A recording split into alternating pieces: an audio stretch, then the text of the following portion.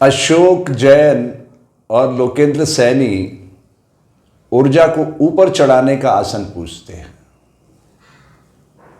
आपके प्रश्न समयानुकूल हैं और बहुत ही महत्वपूर्ण हैं। ऊर्जा के संवाहक सूर्य भगवान हैं और सूर्य अग्नि का प्रतिनिधि है। अग्नि को कहीं से भी प्रज्वलित करिए आप, वो सदैव कहां जाती है? ऊपर की ओर। प्रतीकात्मक रूप से हम ईगल यानी गरुड़ को समझेंगे। आकाश की सर्वाधिक ऊंचाई नापने की क्षमता प्रकृति ने ईगल को दी है। उसकी दृष्टि कहां रहती है? सदैव धरती के आंचल पर। जहां भी गंदगी है, सड़ी गली जो भी वस्तु पड़ी है, वो उस पे आके सिर्फ आता ही नहीं, उसको खा जाता है। तो ये कर्तव्य की पराकाष्ठा है। अब आपका तो नाम ही अशोक है।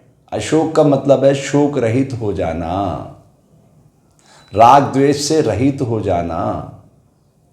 तब शोक नहीं रहेगा तो आप अशोक बन जाएंगे। और दूसरे भाई हैं लोकेंद्र, यानी जिस लोक में हम रहते हैं उस लोक, और इंद्र क्या है? वर्षा करता है।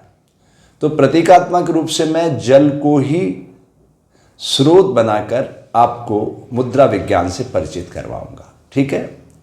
ये इजाद की है हमने अश्विनी मुद्रा। अश्विनी मुद्रा ध्यान से देखिएगा। प्रतीकात्मक रूप से ये अग्नि है। अग्नि का प्रतिनिधि सूर्य है। ये वायु है। वायु दिखाई नहीं देती, इसको भीतर कर लेते हैं। ये आकाश है। आकाश तो आप जानते हैं रिक्त है ना? और आकाश में कोई प्रतीक चिन्ह कोई नहीं लगा सकता, सबको खाली करता चलता है। राइट? ये धरती माँ है। ये बोए बीज का विस्तार करती है। हिंसा का फल दुख, दया का फल आनंद, और ये जल है। फिर से मैं याद दिलाता हूं, जल, पृथ्वी, आकाश, वायु, अग्नि, ये पंच महाभूत है। ये 10 द्वार जो हैं पंच महाभूत पे टिके हुए हैं। पंच महाभूत मिलकर हमारे शरीर में प्राण के जरिए हर 4 सेकंड में आते हैं और इसको निरंतर बदलते चलते हैं, रूपांतरित करते रहते हैं। ठीक है? अब इस मुद्रा का नाम है अश्विनी मुद्रा। जैसा कि आप जानते हैं योग के जनक योगेश्वर भोलेनाथ। तो सहस्त्रार चक्र पे जाके हम उस यात्रा को आगे बढ़ाएंगे जो आप चाहते हैं, ऊर्जा का रूपांतरण, यानी ऊर्जा ऊंचाई की ओर, है ना, आसमान की ओर जाए। ठीक है? तो क्या मिलाया? अग्नि, वायु को भीतर किया, आकाश को बाहर, और धरती मां को भीतर और जल को बाहर। और इस तरह से धीरे धीरे धीरे इस मुद्रा के जरिए हमें सहस्त्रार चक्र तक पहुंचना है, क्योंकि सर्वाधिक ऊंचाई पर वही खड़ा है। ठीक है? अब हमने ये मुद्रा बना ली और इस मुद्रा के भीतर आप सामने ग्लास रखिएगा, मिरर यानी दर्पण, कांच, उसमें इस मुद्रा को देखिएगा और जो मुद्रा बनी हुई है उसके बीच में आपको दृष्टिपात करना है। बस दृष्टि का बंध लगा देना है। अब यहां से आपकी यात्रा शुरू होती है। मैं ये नहीं कहता कि आप 40 मिनट पहुंच जाइए, लेकिन अभ्यास धीरे धीरे बढ़ाना चाहिए। 1 मिनट, 2 मिनट, 3 मिनट, ऐसे धीरे धीरे ये आप दृष्टि का बंध लगा दें।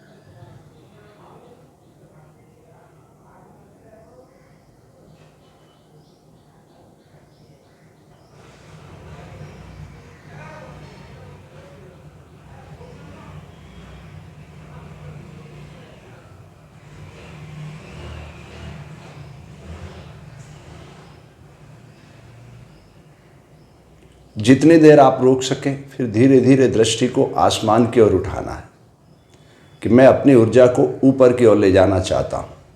अब यहाँ मन को आपने ज्योति बनाना है, निर्मल ज्योति।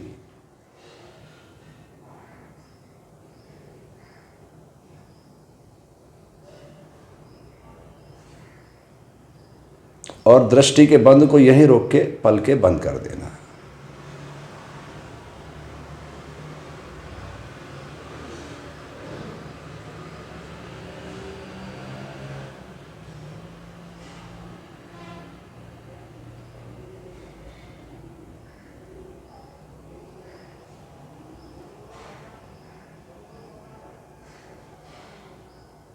इस क्रिया को करते करते आपके शरीर में इतनी सनसनाहट फैल जाएगी कि शुरुआती दौर में तो कंट्रोल करना ही मुश्किल हो जाएगा कि हो क्या रहा है। लेकिन धीरे धीरे जैसे जैसे अभ्यास बढ़ेगा आपका, ये सारी ऊर्जा ऊपर की ओर चढ़ने लगेगी, सहस्त्रार चक्र की ओर। तो मेरे ख्याल से मोटे तौर पर आपको ये बात समझ में आ गई होगी। इसका जो मुद्रा विज्ञान है, ईगल को देखा है ना आपने, तो कभी गरुड़ासन भी लगा के देखिएगा आप, तब आपको पता चलेगा कि ऊर्जा को बांधता कैसे। ठीक है, तो इस तरीके से ये मुद्रा विज्ञान है। अग्नि, वायु, आकाश, पृथ्वी, जल, ये तीन गुण अगर आप समझ जाएं, त्रिगुणात्मक शरीर है ये, सतोगुण, रजोगुण, तमोगुण। जब सतोगुण बढ़ता है यानी वो लीडरशिप कर रहा होता है, तो हमारे भीतर पवित्र विचार उत्पन्न होते हैं। जब रजोगुण बढ़ता है तब हम दूसरों के अधिकारों का अतिक्रमण करके माला माल होना चाहते हैं कि भाई दूसरों के अधिकार छीन ले और हम धनवान बन जाएं। जब तमोगुण बढ़ता है तो आलस्य बढ़ता है, प्रमाद बढ़ता है, हम दुष्प्रवृत्तियों की ओर जाते हैं।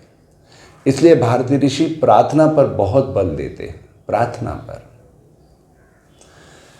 शांति कीजिए प्रभु त्रिभुवन में, यही भी त्रिभुवन है, सतोगुण, रजोगुण, तमोगुण। ठीक है, ये पंच महाभूत जल, पृथ्वी, आकाश, वायु, अग्नि, जिसे भगवान कहते हैं, भूमि, गगन, वायु, अग्नि, नीर, सदैव से थे, सदैव रहेंगे, जिसे कोई नष्ट नहीं कर सकता।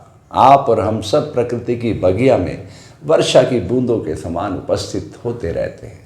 आपके मंगल की कामना करता हूँ।